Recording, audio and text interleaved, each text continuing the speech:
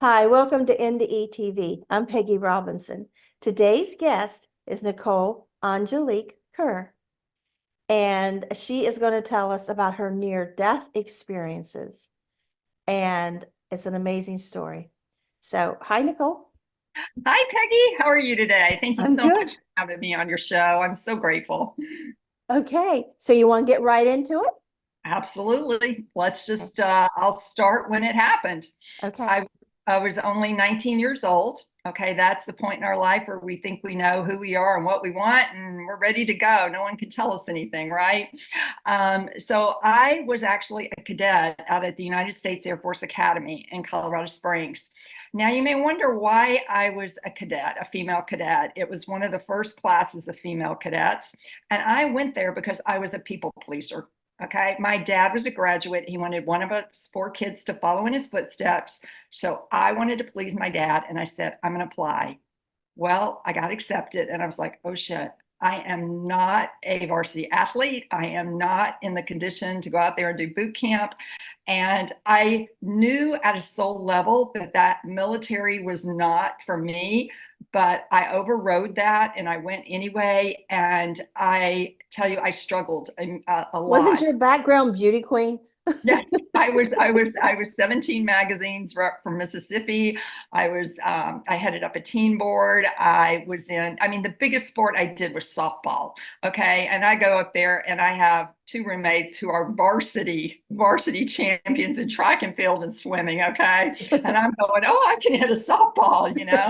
So I was just totally out of my league. And I was always, um, it was just always just like, oh my God, this is so hard. And it was abusive. That was back in the day when they just let other people just yell whatever they want at you. There was verbal abuse, mental abuse, physical abuse, and sexual abuse going on. And it was not where my soul was meant to be. But I don't know about your family, but in mine, being in the South, being the daughter of a Marine, failure is not an option. You can't quit something once you start it. As something as prestigious as going to the U.S. Air Force Academy.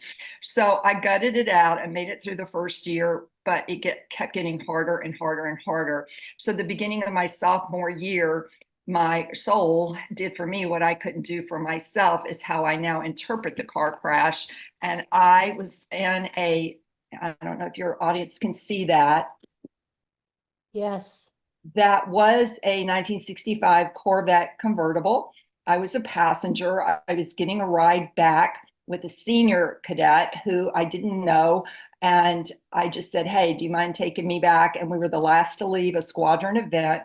And needless to say, I never made it back to the academy. He had been drinking, and I didn't realize that. And we stopped right before we went back to the academy and had a couple of beers. The first two beers I'd had in my life, because I grew up in a really conservative, controlled environment. And I thought, for the first time in my life, I'm going to have some fun. He's like, you want a cigarette? I'm like, sure, I'll try that. So I thought, what the heck? He had a Corvette convertible. The top was down. It was cool. So we get in the car to go back to the academy. And I do remember the bartender saying, are you okay to drive? And he said, yeah. So we got back in the car, and then he wanted to stop and make out. And then I was like, uh-oh. I never had a boyfriend. I never went to the prom. I never had experience with guys. And here's this guy that had an agenda from the very beginning, wanting to have sex. And so I said no, and he got upset. So we got back on the road because we have a curfew. And needless to say, when we got back on the road, all I remembered was um, getting back on the road and then waking up in the ICU at the nearest community hospital. And what happened in between, the only thing I remember out of all of that was bright white lights. Okay. And otherwise, I had no memory. And it's interesting because in near death experiences, Dr. Raymond Moody, who coined the term near death experience, talks about how that is the most common symptom among NDErs, is seeing this bright, clear light. And it's just beautiful, and it's so peaceful, and it's so like, oh, you're just floating away. And it is not like a deer in the headlights where it blinds you. It really is, you're just suspended in it, and it is just full of love, is all I can really say. So it's like these streams of white light are surrounding you like a chrysalis of soothing waves. I mean, it is just amazing. It's bliss is what it was. And you just feel rocked and held. You don't feel fear at all. And so that's what I remembered. And I asked my surgeon, could that have been the operating room lights? Because I grew up Southern Baptist and Lutheran. I had to go to both churches because my mom was Lutheran, my dad was Southern Baptist. So I didn't really, the God that I grew up with was dual. He was loving on one side if you followed the rules, and if you broke the rules, you were a bad person, you were a sinner, you're going to go to hell. So it was very punitive, very judgmental God. So I grew up with a lot of fear then in church that if I wasn't a good girl and did the right things, I was going to go to this place and be eternally separated from my family. So I lived in a lot of fear growing up. And then you go into a military academy, and especially as a freshman, you're just filled with fear of constantly screwing up and getting kicked out and just not pleasing the upperclassmen or whatever it was. You just are running around, just your sympathetic nervous system is on full alert. So she said, no, Nicole, it's not the operating room lights. It must be something beyond. She said, I don't know what it is, but she said, it sounds like to me like you went to a different place and it's something beyond this world. And I didn't remember. This is what's really interesting, Peggy. I didn't remember the crash for 19 years. And here I was 19 years old. Then 19 years later, the memory comes back when I'm working in Atlanta, Georgia at the Centers for Disease Control and Prevention. And I was going to work one day, stopped at Starbucks, had my usual. All of a sudden, my memory came back of how I was sitting in the car as a passenger. I had massive injuries, and I could never figure out the how I was sitting in the car to cut up all the inside of my legs, chop off my left foot, break my right wrist, and basically it saved my head except for a road burn on the pavement, and my spine. So I was like, how did that happen? And all of a sudden I was given this memory of putting one foot on the dashboard and crossing the other one over, and I was laying back in the chair, or the car seat, the bucket seat. We didn't have seat belts. It was a 65. And all of a sudden my memory started coming back, and I was like, oh my gosh, what is this? And it really scared me. So I didn't go to work. I went to my chiropractor, and he said, Nicole, these are repressed memories. And he said, they're coming up. And I'm like, why now? Why 19 years later? I have not one iota of what happened between impact or even before impact and waking up in the ICU. And I've been able to put this together, the story together, through my own memory, through my paramedic, my EMT, that I consider one of my angels that was there to save me, John Hartling. He came to my hospital room 10 weeks after the crash to check on me. And that's one thing he does with all his victims, is he follows up in the hospital. He's such a wonderful man. He's now 84 years old. Oh, I still stay in touch with him. oh, And he was a former Navy SEAL, and he just didn't give up on me. And so his account, the doctor's account, I have all the medical records. I have all the district attorney's records, because the guy was charged by the state of Colorado with vehicular assault and driving under the influence. And so, interestingly enough, his dad was a 3-star general in Washington at the time, and he was not kicked out of the academy. He was allowed to still graduate. So when people tell me about the military and high-ranking officers, there's just not a level playing field. Let's just put it that way. The higher the rank, the more influence you have in getting things maybe that other people wouldn't get allowed. You know what I'm that's saying? everywhere though. You know, I mean, Yeah, I'm it sure it's is. awful, but a county government, state government, and even, Trump, whatever. It's just like if people get a pass Yes. and people get an overkill, depends on who you are. Who you know. Yes. Yeah. Yeah. And so that was real disillusioning for me, that the sense of justice wasn't being done the way I thought it should be done. Mhm. And that's really hard when you're the victim in something. Right. And so, needless to say, what happened, as I now remember, is that he made a sexual pass at me in the car and I said no. And he got really mad and he turned the wheel of the car really fast and it fishtailed.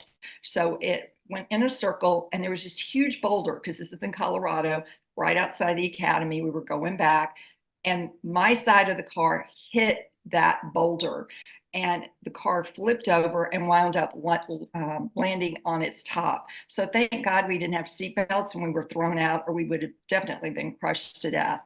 He had minimal injuries, was conscious, walked away from it. I, on the other hand, some people that lived nearby heard it, came out, called 911, and they checked me out, couldn't get any vitals, went inside and got a blanket, covered me up. And it took the first responders between 10 and 13 minutes to get there. So the EMT estimates I was clinically dead between 10 and 13 minutes. When he got to the scene, he said he couldn't get any vitals too. So what he did was something called a sternal knuckle press, where you go up the sternum. It's designed to elicit pain in the body. And so what happened, the only sign of life he could get out of me was my right pupil dilating, flinching. Now you think about that.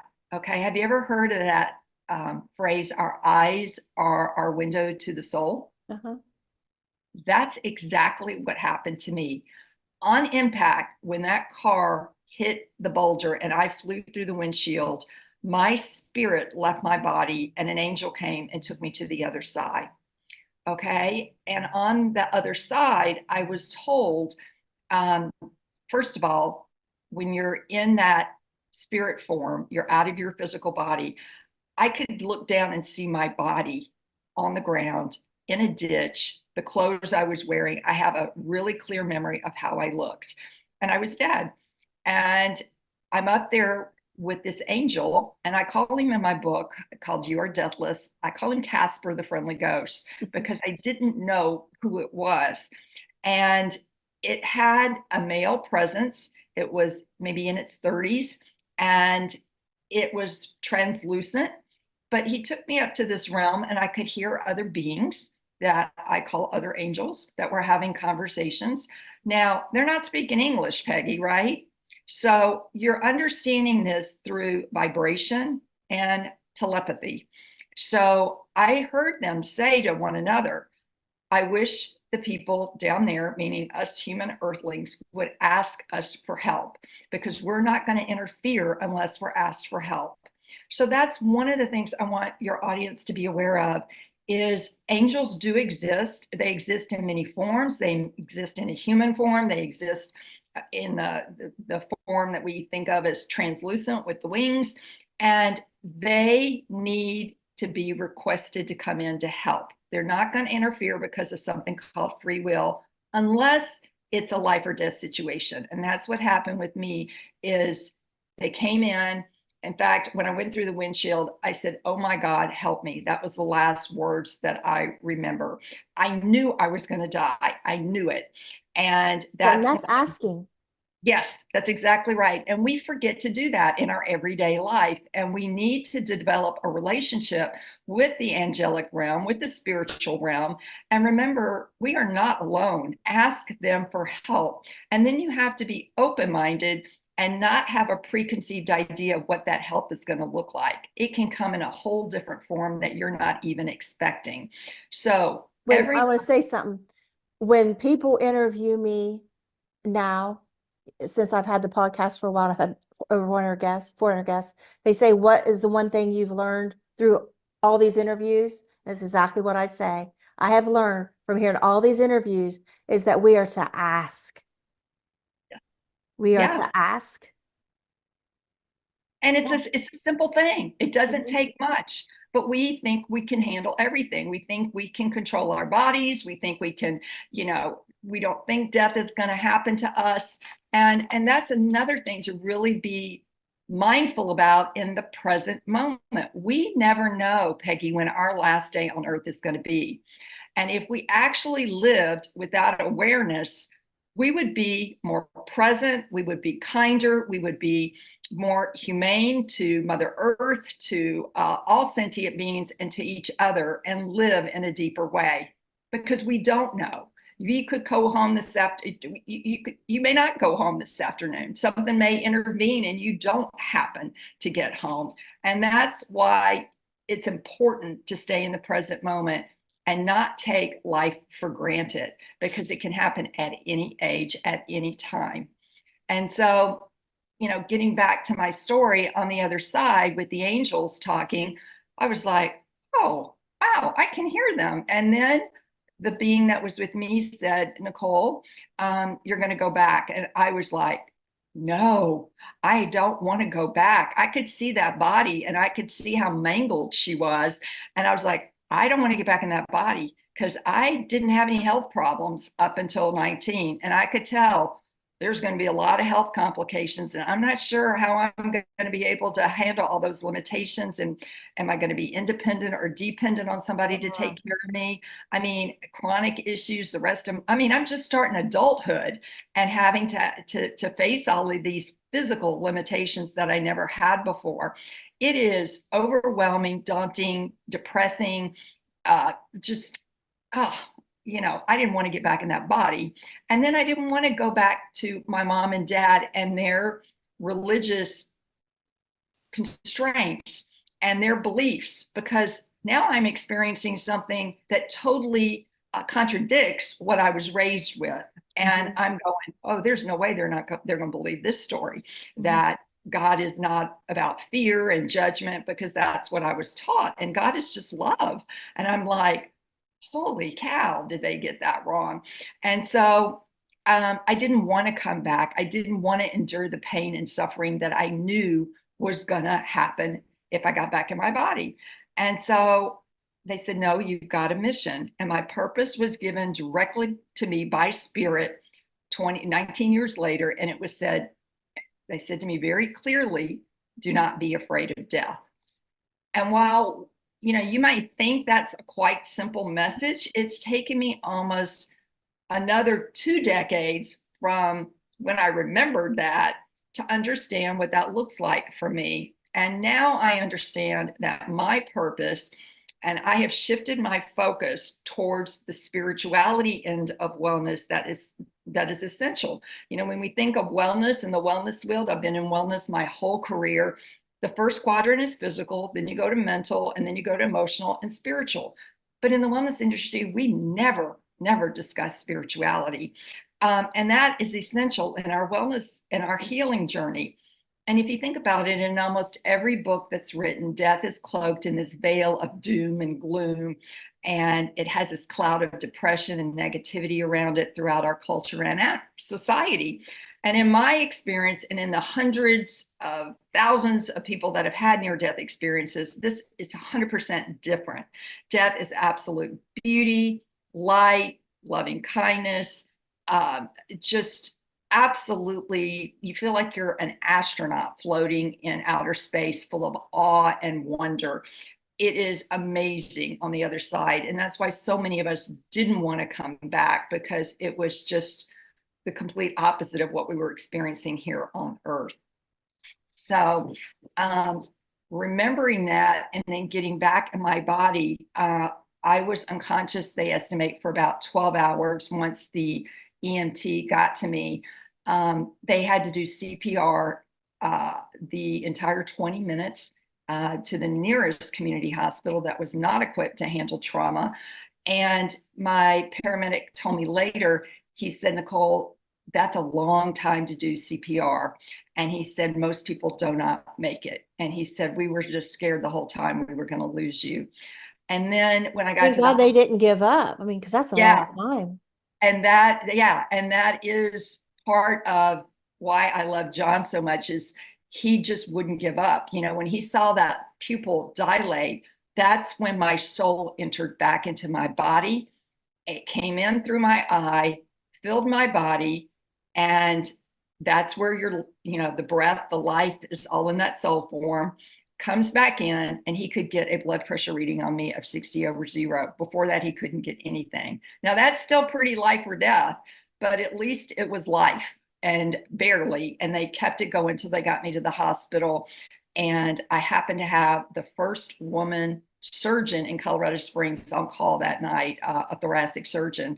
And she put together a team of 11 specialists in over 4 months in the hospital. It was a roller coaster. I'd start to get better, and then I'd have a major upset. And I did 2 weeks into the hospital. I had massive surgery. They had to do a colostomy.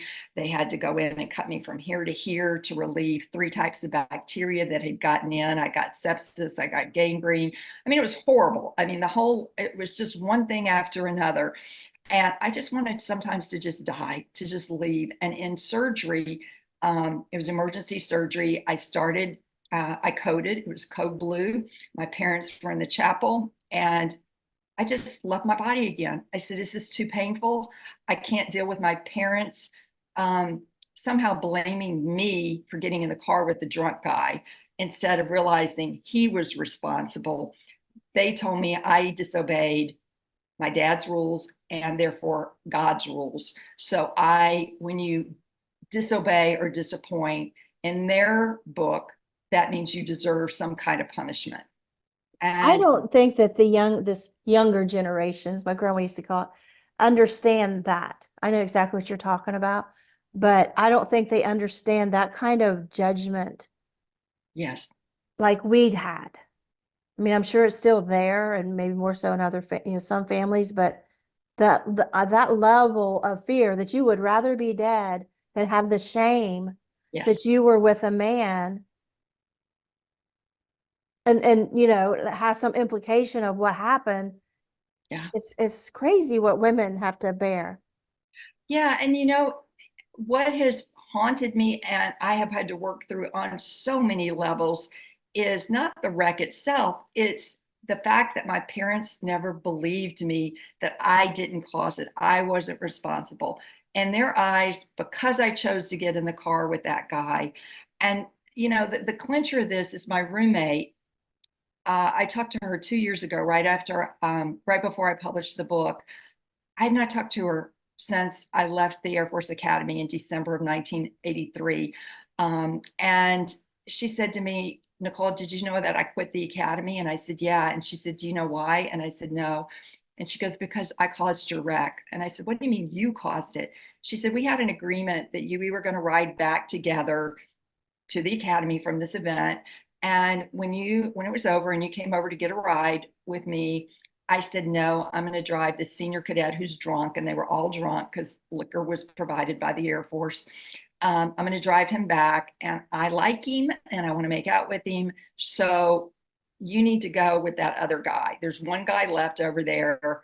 And I said to her, but he's been drinking. And she said, they've all been drinking. Would you just lighten up and go have some fun? And she Well, you said, did, didn't you? yeah, well, and guess what? She said, I couldn't live with the guilt of what I did. And I quit the academy, and I loved it there. And I was just like, oh my gosh, I had no idea. Why didn't you ever tell me this? And so a lot of times there's miscommunication in situations, and it's important to get the whole story because my memory never included that part, that I knew he was drunk. I didn't want to do it. I had another plan. But you know what my father told me 2 years ago, 3 years ago? I don't talk to him anymore, but he said to me, you should have walked home. That's the kind of father I had. Okay. Wow. I walked back to the academy from this park, okay, at 7:30 on a Sunday night without cell phones. And they had to, what is it, like reattach, was it your foot? They only My had like foot 3% chance that it would work or something like at that. I mean, 5%. everything you went through, and they were called and told you were dead. And That's for right. him, all During those the, years later, to yeah, still blame yeah. you.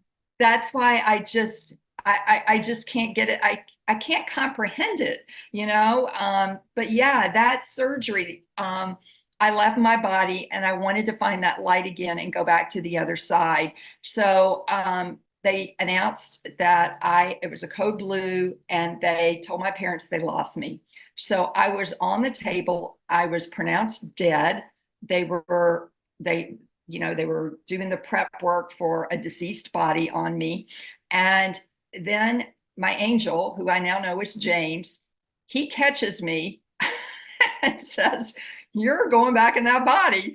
And I'm like, "Oh no, I don't want to go. You don't understand." And he said, "Nicole, you have a mission, and it will be revealed later." But he said, "You've got to get in this body, and you got to stay on earth, and you got to get through this healing." And so I got back in my body, and surprise, surprise to the surgeon, to the nurse, all the people in the operating theater, I came back to life after they had already called it, and went and told my parents that somehow my heart started again. Okay, so these things are not, they're supernatural. Okay, you can't make this stuff up. I can't make my heart start beating again. Right. Okay, I just can't do that. There's a divine intervention that comes into play here that resuscitates you. Okay, and it reminds me, because I grew up studying the Bible, Jesus was resurrected. Well, think of all these near-death people that have been clinically dead and resurrected. So Jesus did say, "You can do all these things that I have done and even greater." So when I think about that, I'm thinking, well, I was resurrected too. But do I dare say that to my family who still believes in Jesus, and you have to go through Jesus to get to God? And thinks we're the sinner. Yes. But we're saying we're resurrected, right? Yeah. Oh no, I'd be a You. heathen. I would be, yeah. So it's real interesting how, language, when you really think about it, I was resurrected because I was back from the dead. So, And all of us NDEs were. yeah. So, I mean, it really is not just something we celebrate with Easter with Jesus. It's all these people that have been resurrected through some divine intervention. And I think, it's important.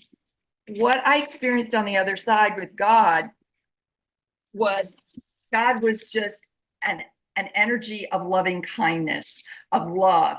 There is a God. I want to tell people that. You may not want to call it God. You may want to call it source or creator or whatever you want to, but it's something at a higher level that is the creator of all of this. And it's okay to have a belief in God, but it's not, in my opinion, okay to have a belief in a God that is making you afraid, that is putting you in fear, because that in turn is making you sick. That is causing fear in you, and you are living at a low vibration. And when you are in fear, that means your sympathetic system, the part of your brain that is the amygdala that puts you in that flight, fight, fear, when you get triggered. Okay, that is running your whole system, and it's making all the decisions for you. Have clarity. You need to be in a parasympathetic state where you have your prefrontal cortex is working for you, and you are at rest and digest. You can't have them both going on at the same time. So it's important to me that people understand that when they talk about God. And you can keep your beliefs in God, just make sure that you understand that God is love, and God is nothing but love. And we are external sparks of that love. We are, eternal, not external, eternal sparks of love. God is not external. God is within all of us. We don't need somebody external to get to God. But it's interesting that there's so many paths to God. It isn't even funny, because there's different personalities that need those paths. And that is at the developmental level that we're at. All our souls are at a different developmental level. And the ones that are ready to break free and to start examining their belief systems that they usually were inherited generationally, they're the ones that are starting to go to question, what is my belief in this higher power or God or whatever it is, because what I was told is not to fear death. Fear will cause you to just freeze. Okay. And like I said, you won't be in clarity. And coming out of two near-death experiences that I have the proof, it's all in the medical record. And then I had a third out-of-body experiences where I was suffocating. My lungs were filling up with fluid, and I was in total terror and fear that I couldn't breathe. And to me, that is my quote worst fear, is not getting enough air. Because one of the operations, I woke up on a respirator, and if you've never been on a respirator, to have a machine breathing for you is so unnatural. And it is the sense of I have no control over my body. And that's one of the hardest things for us to understand, is healing is not linear. Healing is not just thinking, okay, if I do what I'm told, I'm going to get better. It's a journey, and we're all here to evolve on our journey, and we're all here. Things have been put on our path to help us learn the lessons that we need to learn here in order to evolve to a higher vibration and state of consciousness. And there are many lessons from NDEers that are scientifically recorded. And the first one is we don't die. And that is the title of my book, You Are Deathless, is about we die in the physical form, but we don't die at the soul level. We have an energy body that cracks open from the top of us all the way down upon death, and our soul leaves us. Okay. And I do want to tell you, which is really cool, that Casper the Friendly Ghost, if you read my book, is my grandfather on my father's side, James. And he came to me right after I published the book in August. He died at 58 from a massive heart attack. And in August, middle of August, he came to me in the middle of August 2 years ago, and I smelled cigar smoke. Okay. So this is we all have this psychic intuition in us ability. We just have to start practicing and use it, but they're all different ways that we can communicate, that the other realm communicates. They call them the clairs, clairaudient, clairvoyant, all these different ones. I smelled cigar smoke. Okay, no one in my house smokes. So I was like, where is that coming from? And I thought, who smokes cigars that I know? And then I heard this voice, Nicole, and I was like, who are you? And he said, I'm your grandfather. And I knew immediately it was Granddaddy Kerr. And so he smoked cigars, he drank, he was overweight. And he said to me, I am your angel. He said, I could see what you were going through at the Air Force Academy. I saw all the abuse. I saw how you were struggling, how much fear you were in. And he said, when the crash happened, I was the one that pulled you out and took you up. And he said, I promised you that I would be with you forever. I'm going to be, quote, your military angel and protect you and until you pass again for the final time. And I'm always here for you to call on. And I was like, oh my gosh, because I had heard with a lot of NDEs that when they cross over, they see their deceased loved ones. And usually grandparent. Yeah, and I didn't have that experience, but it was like he was in his 30s, he was male. So I had the right concept with Casper originally. It's just I didn't understand it was my grandfather. And he told me, now that you're 58 years old, when he was on Earth, and the guy that was driving the car turned out to be an alcoholic as well. And he said, so I want you to know that does not carry over. All of that, you have your life review here, but that's not who I am as a soul. So you're able to separate that and see him as the light and love and beauty that he really is. And he has been here for me. And he keeps pulling me back out of situations where I think sometimes I just want to go back, because I'm going to just tell you, it's not easy having a near-death experience and coming back and living on this planet and having to adapt to it, because you're more sensitive. Okay. I have sensitivities to toxins, especially smoke, but alcohol, noise. I can't handle crowds. And my husband's a musician. Okay. So that's really hard.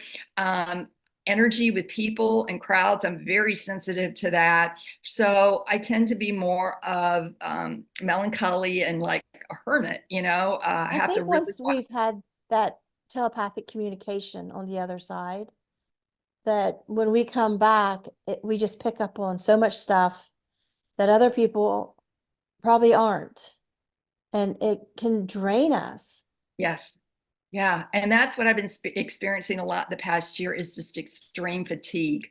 I'm just tired a lot, and it's been really hard to just be out in the world. And I'm just taking it uh, as it is and saying, okay, I guess I just need to stay within, and I need to rest a lot, and I need to sleep, and to love my body no matter what state it's in, and be grateful for it for what it can do instead of focusing on what it cannot do.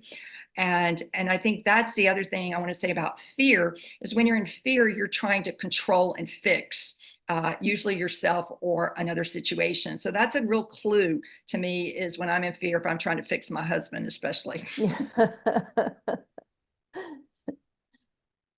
They don't want fixed, do they?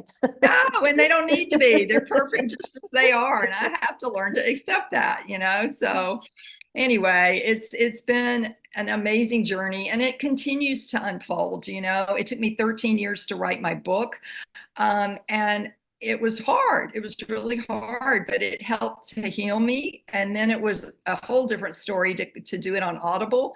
I actually did my own voice on it. And it's one thing to read the book and then to have to listen to it and go, that's me. That's what happened to me. It's like, wow, Nicole, it just sometimes we don't really get the impact I of what happened know. to us. It really is hard to register it. And then if you get busy with life, you really do forget some of the basic things. And I do want to let your audience know that when we get to the side, we're not judged. So if you're getting any along to maybe or from others, not. There's nobody, there's not Santa Claus keeping a list, whether you're good or bad. Okay. You will have a life review. Okay. Which is we learn how everything that we said and did and thought during our physical life here impacted others, ourselves, and the world. So that will happen, but you're not going to be judged. So don't live in the fear of that judgment. And if you can take the fear away, you're actually going to live your life more. And that's the whole thing with being afraid of dying. If you're always afraid of death, you're not going to live forever right now. Yeah. And your fear of judgment kept you from wanting to come back. It's just Yes. Yeah, amazing. but I was raised in fear. Yeah. I didn't know another way. And you And weren't wrong. I mean, 'cause just 2, 3 years ago, your dad did it again. I mean, yeah, threw that in your face.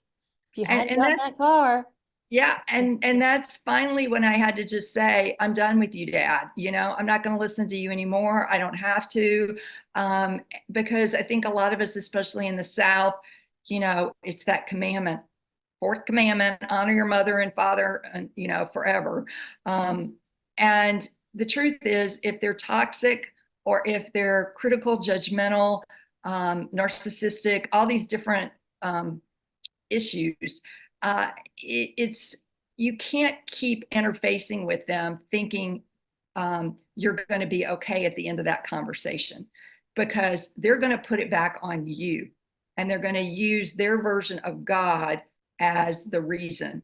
And it's really sad because they don't even though I've told them God is not judgmental, and they always come back with a Bible verse or something else saying no, wrong, and to them on the spiritual realm. But I have to put the boundary in place, because you wind up getting gaslit, and that means that someone is manipulating your perception of your reality. So my perception of my reality with the car crash as you disobeyed God and your dad. Okay. And so that's completely wrong. And it took me a long time to realize that that's what they were doing because they needed to be right. And so watch out for that with people, and especially if they have narcissistic tendencies. But it's very easy if you're a people pleaser, and that is something, an identity that I hope you can give up, because in the end of life, trying to please people, A, you never will, and B, you never get anything from it. You feel like a cockroach that's just been stomped on, and you have just given and given and given. And so, these different identities that we take on, as we surrender them and let them have their own death, we become freer to become our true self, the being that we were created to be, and evolve and to have our own opinions. Because when you're a people pleaser, you're going to pretzel yourself into all these configurations to please someone, and you're going to give them the opinion that they want to hear, not what you truly believe. So you never learn to develop your authentic voice in your own truth because you're scared of the conflict that will be coming up if you do that. I wonder if God lets people know in the life reviews of, because some of us, we take on guilt for stuff we're not even guilty of and carry around forever. And others that give us that guilt, seems like, do they not ever look in the mirror themselves and see what they're doing? Like, does God in their life review say, hey, what you did to her, the shame you made her live with, to the point she didn't even want to come back to life, is worse than her getting in a car with a guy she trusted? Just that, for having two beers, for heaven's sakes, for, where's the harm Yeah. here? You didn't intend on any Yeah. harm. You were just a young girl doing what everybody does. And the Air Force supplied the alcohol. Your friends Yeah. told you to go. Where was your culpability? You didn't have any. You were 19. But where's the Yeah. culpability of a man? This is his daughter, and he's prior military. And to put this blame on you, even clear up 2, 3 years ago. Is he still alive? Yes. Okay. My mom died a year ago, April, and they called me, from the nursing home and had me come. And I looked down at her, she's dead and her mouth's wide open. And I say this, I know it sounds horrible, but the only thing I could think, of course I didn't, I wanted to take a sock and put in her mouth. No, she's dead, right? She's never saying another mean word again. But I just wanted to be sure. Like, if I could put a sock in that mouth, she would never say another mean word to anybody again. Which, I look back, like, that makes no sense because she's dead, right? But I just felt like she needed to be buried with a sock in her mouth. Of course, I didn't do that, but that's my lasting memory of my mother's death, of me thinking, I want to put a sock in that mouth. Yeah. And so that's part of the lessons, that there's 10 common lessons, and you can look on my website, www.nicolekerr.com, and they're on there. They're the the International Association of Near-Death Studies 2020 annual report. You can find them in there. But basically, they're very simple lessons that are really hard to implement now. Like, everyone and everything is connected, and we're all connected energetically. And that is hard for some people to get, that we're connected to animals, we're connected to Mother Earth, and what we're doing to animals and what we're doing to Mother Earth is a direct reflection of us and how we're also treating other people, especially if they're different. And right now in this country, we are very divisive and polarized on so many fronts. And one thing I did learn in the military, they always said, all of us bleed red. It doesn't matter what Oh, color you are, believe what me. race you are, what ethnicity you are, what sexuality preference you have. If you're shot or you're injured, we all bleed red. We all have white skeletons in our bones are white. That's all the same, and in the end, that's what's left is your skeletal system, right? And even that, if you're cremated, is ashes to ashes. So, we're all reduced to the same essential, what do I say, components, and we are all one. And love is the main theme, loving kindness toward one another, but mainly to yourself, to quit beating yourself up, quit shaming yourself if you're still doing that. Learn to love yourself and your body and appreciate it for what it can do, because we don't have long on this planet Earth here. We really don't. 80, 90 years is really a small amount in the greater scheme of things.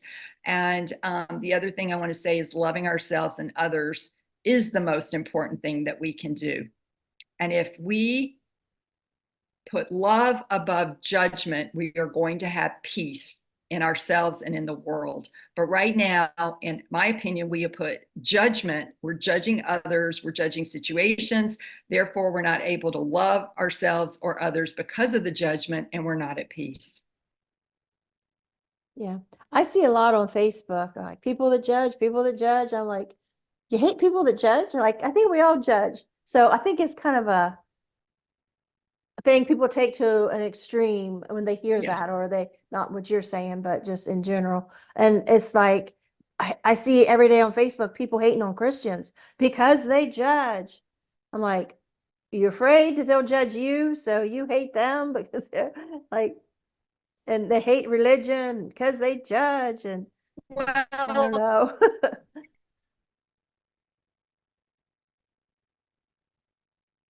I think you froze up for a minute. well, I think we have to remember we're still in a spiritual realm all the time. But we're human and we are going to have fear, but we need to discern whether the fear is real or not. And the judgment, even Jesus said, judge not, lest ye be judged. So when we feel ourselves judging, we need to pull that back and go, what's really going on here? Am I in fear? What am I trying to do by putting this other person down or this other organization? And the behavior change starts with awareness. We're aware of what we're doing. And then if we can become aware and stop it, we're going to do less and less and less of it. And then we'll be more accepting and neutralized with it. Yeah. Well, I mean, it's a debatable subject, really, because there's a lot of people that, like, we got to start judging for ourselves, just like something we were talking about before about names. And, Yeah. people will say, oh, that's wrong to say that. And I'm like, I think my opinion, right? Because I'm going to judge and you're going to judge. Like, my opinion is it is the right thing to stand up against that, so we don't fall for everything. So there is sometimes where a line has to be drawn in the sand and say, that this is a line I Yes. will cross.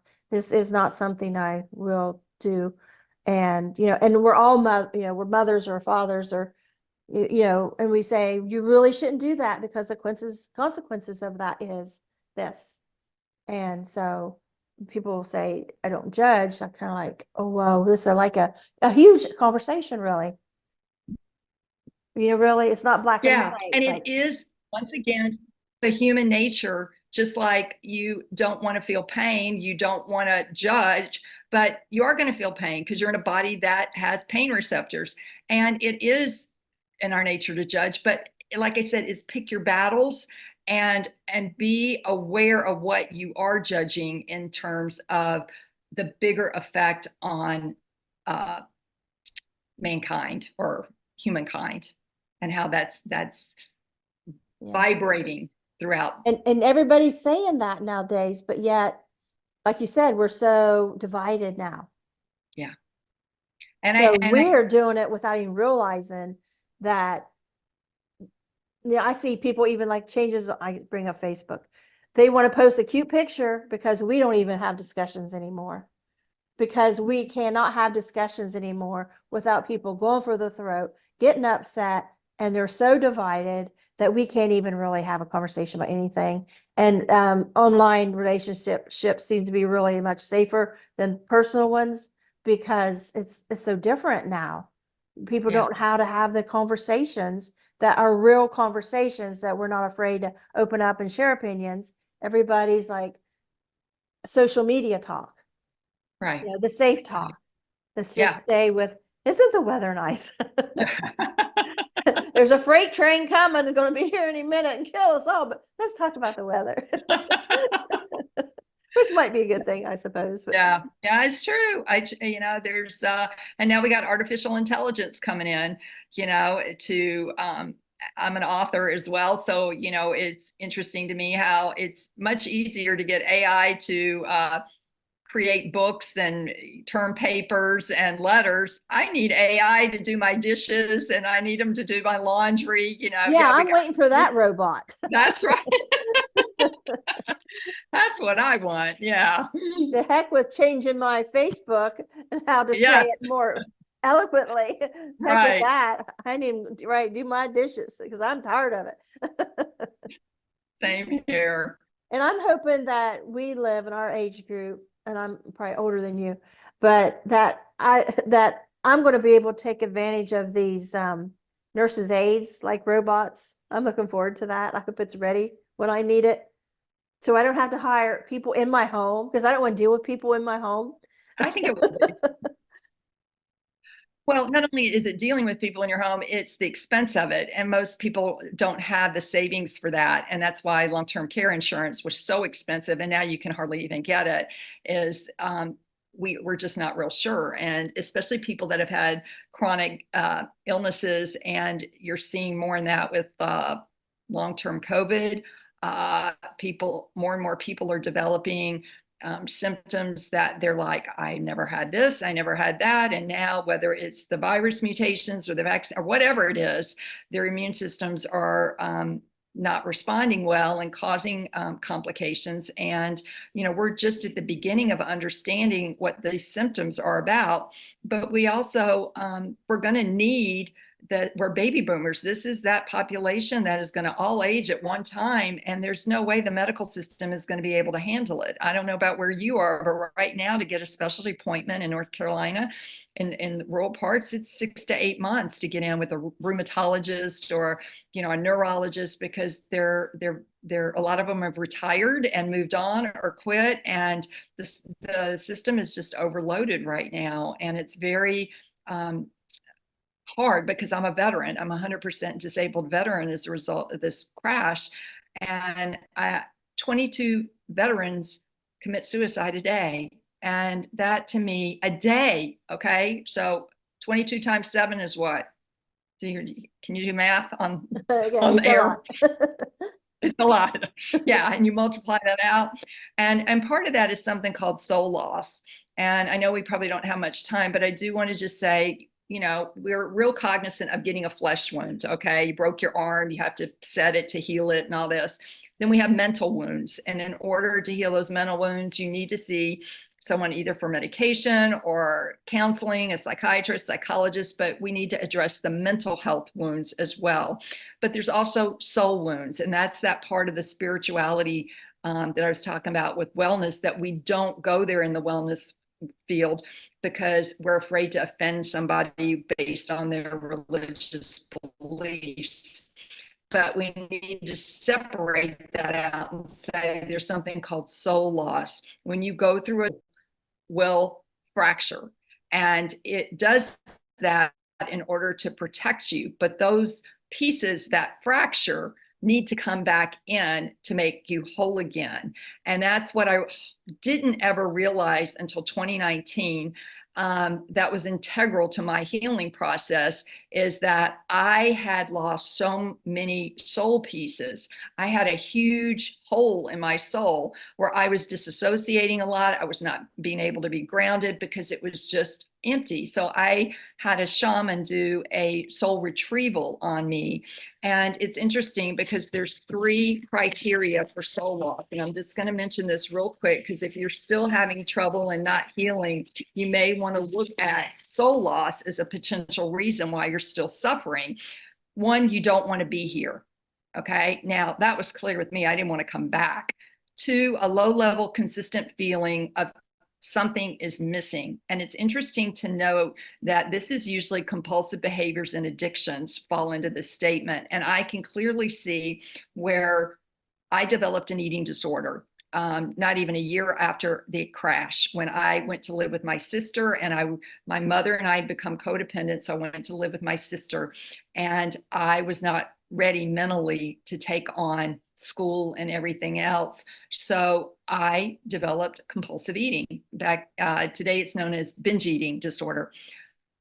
Peggy, I lived that for 20 years. And for anybody that's had it, it's very shaming. It's very secretive. You don't understand why you can't just keep putting more food in your Were you mouth. overweight? Because you're so tiny. No, I'm not. I was never overweight. And that's what people didn't think I had a problem. And of course, I didn't want to tell them I had a problem. But to me, I was, something was missing and I was very depressed. And now I can clearly see this symptom as is. For me, it was these chronic health conditions that I have and this hypervigilance that I've had to keep myself safe, to think that I could somehow control my environment so something like this would never happen to me again. And the truth is I can't. There's only so many things that we can control. So neglecting these hurt, fragmented parts of the soul and going on with life led to other problems for me, such as depression, anxiety, PTSD, and just part of the soul should at some point undergo some healing. So that's where shamanic soul retrieval comes in. You can also do hypnotherapy. You can, if you have a counselor that is aware of this, they can help you with that. It's a very powerful spiritual tool that works. And what we are dealing with here is on the spiritual, which is that hidden realm. And I tell you, it's a very real thing.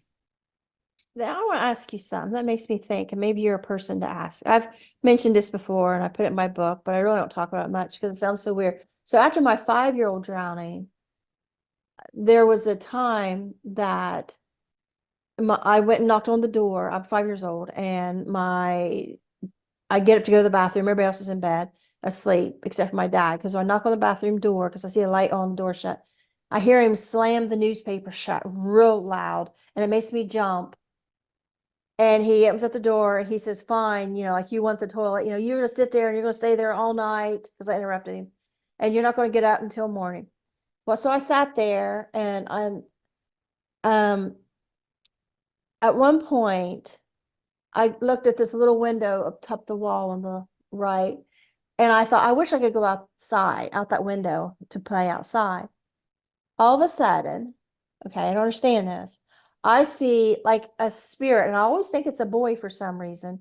It goes up on its hands and knees up that wall and goes right through the window. It's like a spirit come out of me. This isn't long after my 5-year-old drowning. And I'm sitting there thinking, it's gonna probably go in the neighbor's house and play with that girl's dolls, because that's what I would do. It was like, was it a part of me? Was that somebody else that come out of me? Like, I didn't understand it. And I thought the neighbors are going to come knock on the door and tell mom I'm over there playing with their dolls, but she's going to see I'm sitting right here because I'm trying to comprehend what just happened here. And I thought, well, if it was me, I'd be playing with lightning, trying to catch lightning bugs, but maybe it's doing that. And, during my drowning, it was all out of body, and I was walking down the road, and I was trying to talk to these kids, and I was playing with kids in a yard, just playing kickball and stuff, went out of houses. And so I don't know, because I was still me. And after my second ND at 25, I remember that one night, to a point. You talk about a PTSD, a flashback. Okay, I have PTSD. I've been diagnosed from childhood abuse, but it was time travel. I was in the kitchen, and I got done with the dishes, and I stepped down to the living room, and there was my husband at the time, and my 3 little boys fell asleep in front of the TV. And I had lost my twins in that NDE, in that death. And so I had been mourning, and this is the first time I felt bliss since then. Because I sat down on the step and I thought, oh, how cute. When you look at your husband and kids sleeping on the floor, all curled up together, so cute. And I just had this moment of bliss. All of a sudden, I am back. And this was 1986. All of a sudden, I'm back in 1966, knocking on that door in my nightgown. And I jumped because I'm scared, because my dad slammed that paper and he told me, and I had this memory of going out the window. But I am back there, and I'm thinking, get back, like to 1986, get back there, get back there. And somebody knocked on the back door and said, I knocked on the front, And nobody answered. I assumed the TV is too loud, so I come back here and I went run out the door scared. And I was like touching the tree. I was touching the side of our trailer we lived in at the time, touching anything I could, like stay back, hold on, stay back. Don't go back there. Like, hold on, hold on. I was terrified. I was only 25. I had nobody to talk to. What in the world was that? And you say that about soul retrieval. And I always wonder, did part of me leave? Did somebody come into me or did somebody come into me when I was a ghost out of my body and then left? Or, because I got uncomfortable being there. And I know nobody has any answers, but I just have that, question. Do you have any insight for me? Yeah, I actually do have some insight for you. In my opinion, what you're talking about, I'm just going to test you real quick. Past life. This is a past life experience. Okay. So do you believe in past lives? That your soul has past lives? I'm not sure. Go ahead. Okay. I think, in my opinion, before my NDE and before my memory came back, I did not believe in reincarnation or incarnations of the soul. Now I do. And now I know that your soul incarnates on Earth or on another planet or wherever it's called to be. And the same, it goes through this evolution. And if you didn't learn the lesson that you needed to in this incarnation, it repeats itself so that you get it. Okay. So and you could have been a boy in that previous incarnation, but you are trying to escape. Okay. And so there's something that has happened in a past incarnation that is causing you to need to escape and to get out and to be triggered with just that boom of the newspaper and somebody like coming to get you, so to speak. So this feeling of I would be trapped, because you're wanting to escape. So to me it sounds like there is a past life that keeps playing out in your present life, and that getting to that and understanding and resolving that is going to help with this. I think So when that guy, a friend of my husband's, knocked on the door and I didn't hear it, it would have been when I was sitting there feeling this bliss. And I think my subconscious heard it. And somehow it triggered that memory of knocking on the door of the bathroom. yeah. But it's like my subconscious did all this without my permission. Yeah, And and that's what yes, and that's what the subconscious does. We're only operating with about 5% consciousness, and that unconsciousness is from the beliefs that are put on us growing up. How we're raised. At 6 years old, were you allowed to individuate? Or were you told no, you're not. You're going to look like this. You're going to be this. You have no individuation that happens to you, and this can go back generationally, it can go back ancestrally, and it can go back into past lives. So our soul so would that have been is, a boy that from a past life in me that escaped? it could have been, or in my opinion, it most likely was, since you saw it as a boy. And it is something that was traumatic for you, very traumatic, that happened at that age. So it would be interesting if you did a past life regression, or if you were able to go back and ask that part of you that was here 10 incarnations ago, what was going on. And your soul has the answers. Your body has the answers to this, but sometimes you do need help to for someone to help guide you through it, or to get the right questions. But there's many different processes that can be used to help you get at why you're getting triggered with that, and what that is actually about, what that scenario is. It truly a past life, or is it a disassociation, and or whatever. But I am personally picking up it's a past life situation where you were traumatized and trying to escape, and you've repeated that in multiple past lives. I asked a guy I had on one time about who deals with reincarnations, And I said, I never believed in reincarnation, but I do have a memory that doesn't belong to me. And I briefly told him, and it was about a little girl that, was wealthy, and her father's is there, and a helicopter lands, and we're holding on to our hats and stuff and our coats because of the wind from the helicopter. And then we get in this helicopter, and it seems like a mother's there, but it's in the kind of in the background. And we climb it, and I can see the pilot and the co-pilot. They turn around and talk to me. It's like we're a very wealthy family, and they're making sure I'm okay. And then we just start to go up the air, and it's over. And he says, "Well, that was a past life." And I said, "But I don't believe in past lives. I don't believe in reincarnation. I just have a memory. Don't belong to me." And I was never in a helicopter. I even asked my mom. I knew what the answer. No, you weren't. And I was so loved, like so cared for by this wonderful, nice looking man that was my father. And I mean, I could see the clothes. I had this long hair and stuff, and that was not me.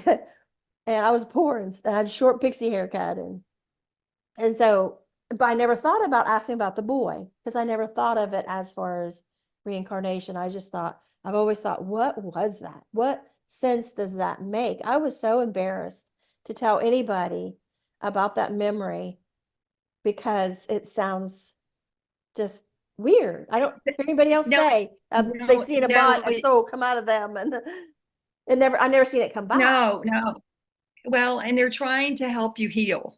That's what these memories that are having, or these feelings, or these needing to go back and clear something that never got cleared in your life. And so you're bringing it forward in each incarnation of your soul. So it's like in this incarnation, it's time to put it at peace and to understand what the lesson was, that you keep coming back and you keep running into the same situation where you are traumatized and you fear for your life and you're trying to escape. My Does that butt make just hurt sense? sitting there all night. That's all I had. I was like, hold my arms straight, trying to lift my butt. Oh, 'cause I wasn't gonna be a good girl. I was gonna do what my Well, dad I said, sit think, there all we're night. all, well, Peggy, we're all on an evolution, and we change as we get more information.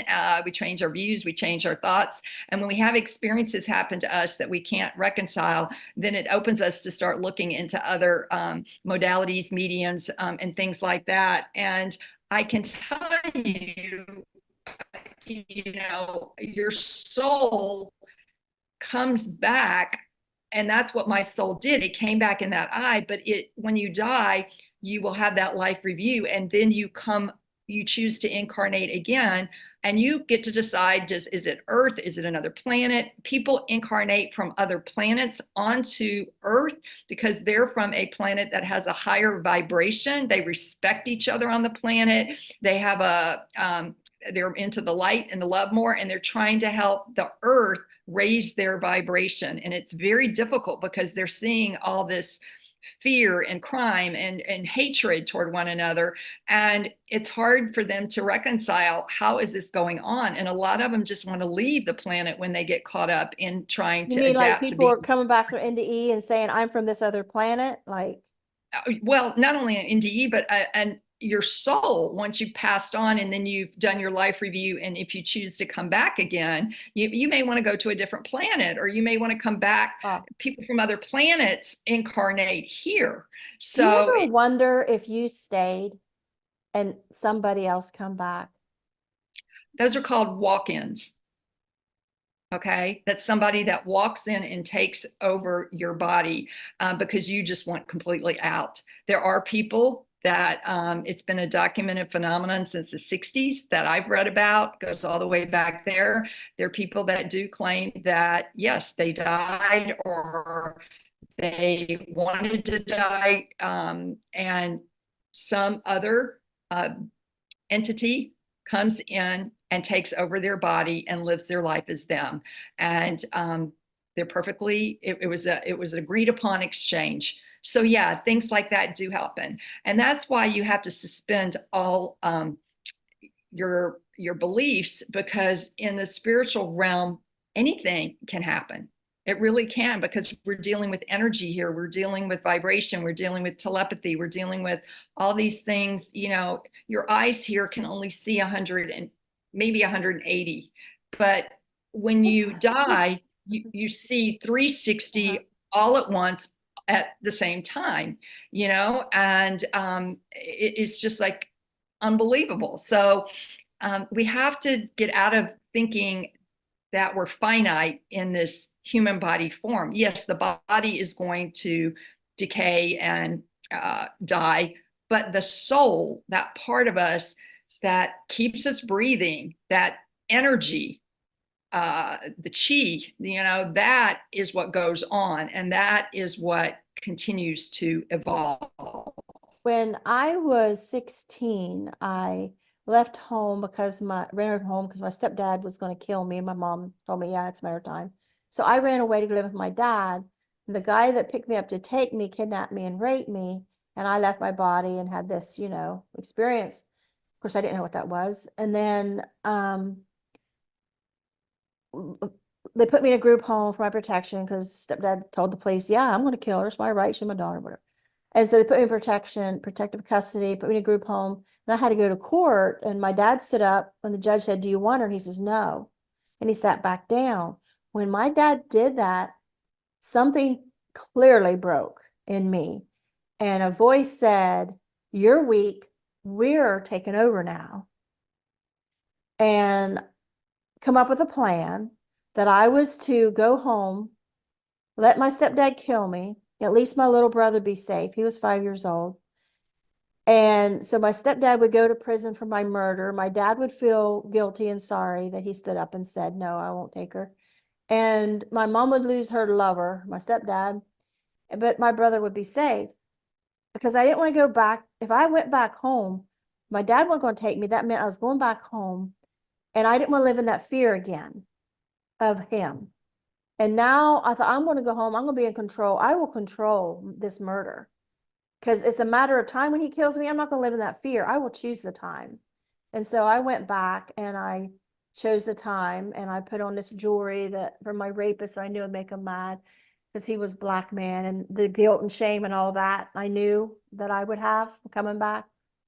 And I put that on and lit up a cigarette, which we weren't allowed to smoke. I put my feet up on the table and they were living room watching TV. I come out of my bedroom, I did this. And my mom, I remember my mom always said, never call your stepdad a son of a bitch because, or nobody ever call him that because he really had his mom and he would kill anybody that called her that or called him that. So I put my feet up on the table, lit a cigarette with his jewelry, and they came over and looked at me in shock. And I said, what's the matter with you, you son of a bitch? And it was on, like this was supposed to be my death. Well, they didn't finish the job.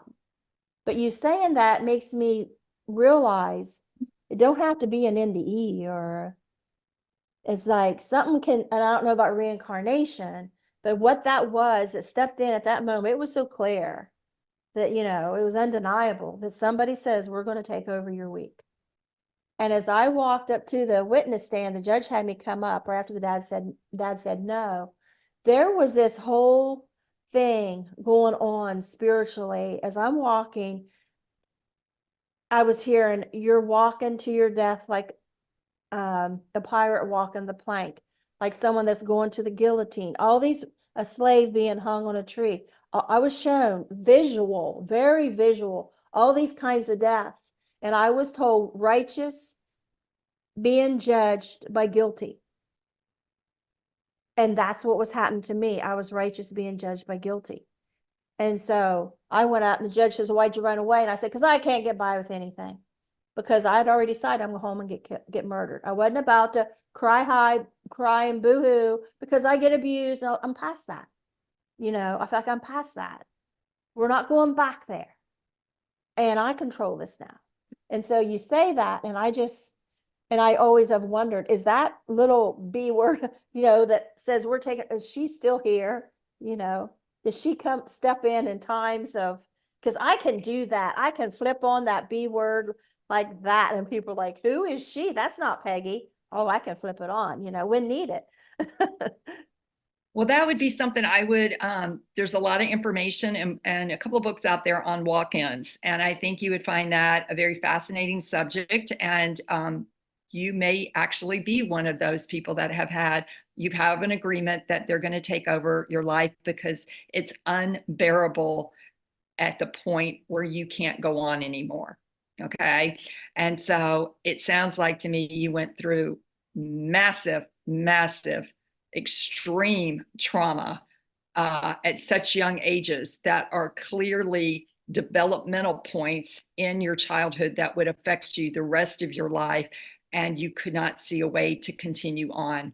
And so you just gave up, and this being agreed to come in and say, no, we're not gonna go down this road. We're going to stand up. We're going to do this. We're going to take control, all of that. So, I wouldn't be surprised if that's you've got another being in you and the other Peggy left, which is maybe why you changed your spelling of your name, because you are Well, that was not at 14 before, but yeah, and but then when still. I went to high school after that, I was in the smoking area and all of a sudden I heard a kind voice say, why don't you go inside and do something good for yourself? Get a hot meal instead of this, whatever anybody passed me to drink or smoke. And so when I did, I thought, okay, I'll do. So I clearly heard this voice, and this is like an angel voice. And so when I walk in, I see Yeah. Jimmy, and it says, don't approach. This is what goodness looks like. And later on, it said that I had to go become a better person first, that me and Jimmy be together someday. 20 years later, after my 16-year marriage is over, I'm going down the highway, and all of a sudden this spirit comes through the highway and screams at me, there's a guy down that road that has two girls that need you. And I'm like, what? I've lost my mind. A month later, I'm headed down that same road. I had to pull over. I started shaking because I'm on that road that said down that road is a guy, two girls that need you. And I'm with this directions my new boyfriend just gave me and would come meet his two daughters. I had to pull over. I'm shaking. I thought I was going crazy, but this is real. How does this work? What's going on here? And we've been married 27 years now. He's my soulmate. He's that Jimmy that I was shown in high school that I had to go and become. And I'm like, what? How? I don't get it. Is everything pre-planned? Who was this voice? And so it seems like there's all these parts of us. Like we have that angel that we all have that says, don't go down that road. You can't trust that guy. Don't get in that car, whatever. We have that sometimes we don't listen to. And for me, the best thing I have learned in my 60s is trying to listen and decipher. Is this a good voice? Is this that angry, mean voice that I really need to stay away from? Because I've had guests sometimes and I start getting this hateful voice like, da da da da, they're just liars. They're just this. And I realized there's an evil voice that it used to be the old days. There was like laughing show. There was a devil on a shoulder, an angel on a shoulder. And it's like, I think there's some truth to that. Well, I think because we're human and there are different parts of us, but that's why I was talking about this soul retrieval is if you've been traumatized but haven't done the work on the soul level to bring those parts back to you, you're still left wide open for these, what I will call negative or evil entities to attach to you. And you have to really be conscious and do a lot of protection work again, on yourself, cut cords, do Do you things think that's like why we that. need to be alone? Is because we're out there and we're picking up all this. It's not that we have to be alone, but we have to be cognizant that especially if you're an empath, you are going to pick up other people's emotions and energies, especially if they will not take responsibility for them themselves. So if they don't own it, you own it, even though it's not yours to own. And it really will do a number on your physical and mental well-being. It will drain you. So you have to really be clear, is this mine or is this not mine? And what I do daily is say, please remove all energy and emotions that are not mine, because I'm not even aware sometimes that I'm picking them up from other people. Right. So you have to clear it. You can take showers, you can do, work in Mother Earth, ground yourself. But it's really important, especially during these times, if you find yourself taking on other people's emotions, be cognizant of that and give it back to them, and ask for it to be released from you, because it's only going to drain you, and they need to own their own. And that's their journey. I'm to the point I have to go to bed for a day. I Yeah. lock myself in my bedroom. I'm going to go to bed for a day.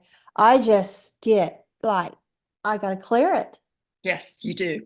You absolutely do.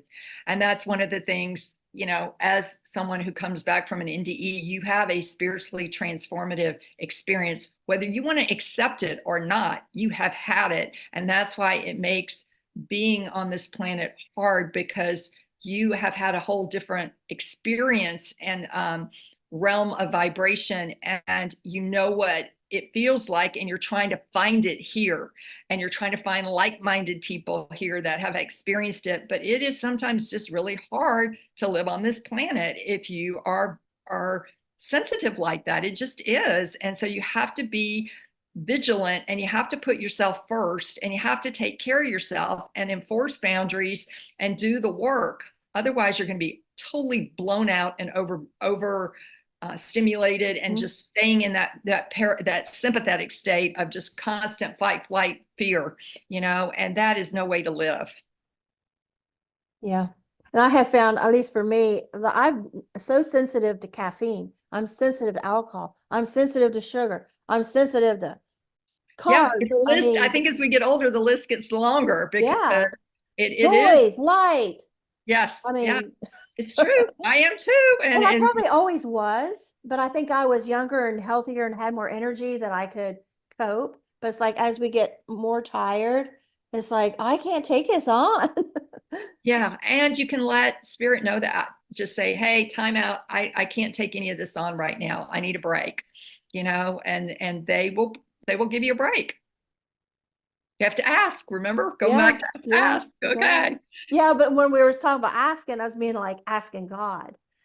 And Well, then you so can for ask me, God, that's who I do my asking. you can ask angels, you can ask Yeah. anyone in the spiritual realm. You can ask Mother Mary, Jesus, whatever, Ascended Master, spirit guides. There's so many different um, beings on the other side. The archangels, they all want to help. They all do. They Yeah. want us to prosper. They want us to enjoy life. They want us to And to hear them. thrive and live and enjoy this beautiful place that we have, instead of being in pain and suffering every day. And they can help us in ways we can't even imagine. Yeah. Got nothing to lose. Yeah. It just seems like darkness can creep in. Well, it's true. It can. And that's what we're in right now, is the light is trying to shine through a lot of the darkness with organizations, with people. Things are coming to light that, just look at this whole COVID-19 thing about the Wuhan lab that's just now coming out, with Fauci and all of this that, we were in the dark about. Too So, little, and I too think, late now. Hindsight well, 2020, that's for sure, because it was, yeah, year but 2020. we're gonna see that with climate change. We have been manipulated into believing it's not as bad as it is. But these 100+ degree temperatures in areas for extended periods of time, if something, and I don't want to put a projection out there, but we're all relying on air conditioning. And if we don't have air conditioning, how are people going to survive in 100+ degree heat? I don't know, it's we're so used to living we've been blessed to live in a nation that has these resources, but we're all dependent on electricity, the internet, all of these. And when they come crashing, hospitals can't do their work. I mean, we're so dependent on Yeah. that particular item for our standard of living, that we need to be conscious and be able to go, okay, if something happens, how do you survive? Yeah. We're kind of preppers here. I can, and we've had cattle and pigs and stuff, chickens, we got in the freezer. And we have a basement, which I've had for years, but, so, it stays even temperature, stays really cool in the summer and it's warm enough in the Yeah, so winter. I mean, I think it's something for people to think about, instead of just understanding that it's always going to be there. Things are changing constantly in the world, and we need to be in the present moment, and we need to let the past be the past. And what can we do in this moment? And sometimes when it's just so crazy on the outside globally, just stay in your own zip code. Okay, just put a bubble around you in your zip code and just stay in your zip code for a while. Shelter in place. Yes. That's a good one. This has been delightful. I really Okay. enjoyed talking with you, Peggy. Okay. We were like approved and I backed out of it. It was some kind of hazard shelter that you could have put in your house. And I went ahead and filled an application. They were going to put it in our basement, but it come with so many stipulations. I'm like, okay, I'm not going to do this. But yeah, they was actually going to put one. We were selected. I guess it's really hard to be selected to get this, Yeah. whatever this was. And I'm like, there was so many rules and everything. And I'm like, I just don't know about this. Getting tied in with the government like that. So we backed out. Yeah. But it's nice talking to you. We cover everything. So, Yeah, I think we did. all right. Well, thank you. I'll get this sent out to you later today. Okay, Okay. sounds good. Take All right. care. Bye.